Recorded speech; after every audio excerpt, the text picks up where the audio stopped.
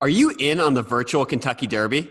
All right, we are starved for sports. Denny Hamlin lost a virtual race here just a couple of days ago because his daughter turned off the television. We, as a network, have done horse, and we've shown you basketball players playing video games. When I learned the other day that the horse track industry was actually still running horses, that right near here at Gulfstream, you could have horses running and people could be betting on it.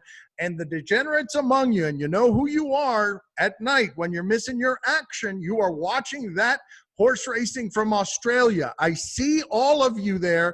I see you on the internet. I can see you right now. You don't have anything to bet on, so of course you bet on something like this. Forget the degenerates, okay? For people like us, where sports exists not only as a source of entertainment and joy and connectivity and all that stuff, but as fodder for yelling at each other on TV. This is an incredible idea. What they're doing is simulating like great horses throughout history going against each other, right? Secretariat is the favorite.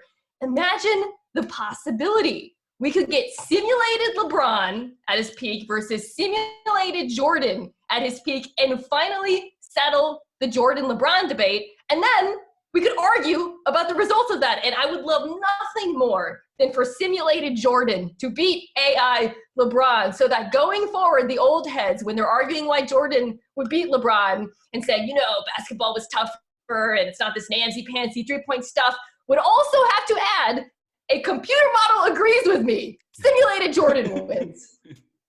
Yeah, I don't know how it is that horse racing, the sport that needs human beings the least, is somehow already the most exotically futuristic here. I feel like this is in fact something for all of these other sports to pay attention to.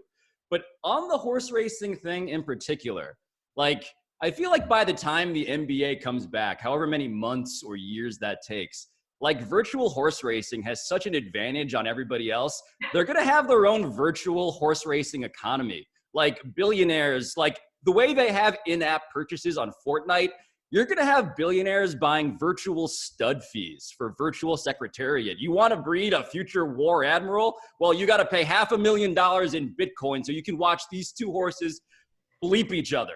That to me is where this is all headed. Wow, he went deep into the future there, Mina. We were just talking about video games and horses, and look at where Pablo went, Westworld.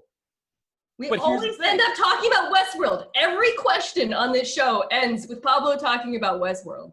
But hold on, we should also remember something. In 1967, apparently they did this with a virtual heavyweight boxing tournament, and they had Muhammad Ali losing in like the second round to Jim Jeffries.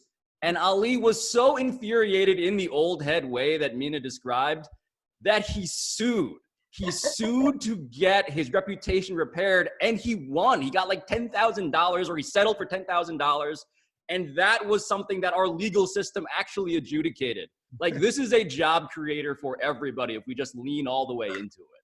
I don't think this is a job creator. I think this is ultimately, like all robot things, going to be a job destroyer. Like right now we're talking about, oh, simulated horses, so fun. Simulated Jordan versus simulated LeBron. What is going to stop the scientists from simulating us? Do you know how easy it would be to have a simulated first take or a simulated version? Like, just take hours of us talking, right? And building a model where robot Pablo is like, here's the thing. And then robot Mina is like, you know, nerdy, nerdy, nerdy, nerdy. And then robot Dan is like, feelings, feelings, feelings, race.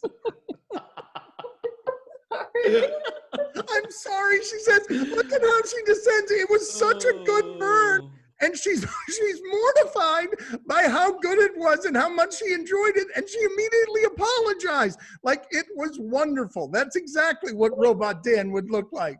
And in Dan's defense, feelings, feelings, race.